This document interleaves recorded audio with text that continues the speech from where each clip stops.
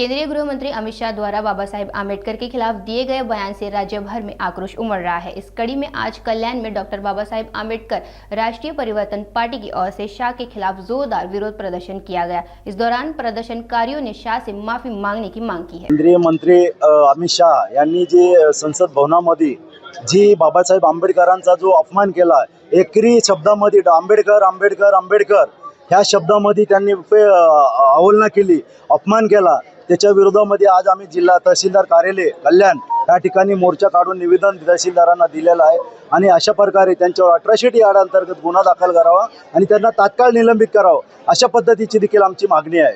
तुमचं आंदोलन इथपर्यंत राहील का पुढेही चालू राहील? नाही, ही आंदोलन आमचे पूर्ण भारत देशामध्ये सतत ही चालू आहेत आणि चालूच आहेत। हर राज्यामध्ये दर दिवस वेगळ्या वेगळ्या पद्धतीचे वेगळ्या वेगळ्या संघटनेचे वेगळ्या वेगळ्या पक्षाचे लोक उपस्थित होऊन मोर्चा आंदोलन निदर्शन चालूच आहे आणि ही थांबणार नाही।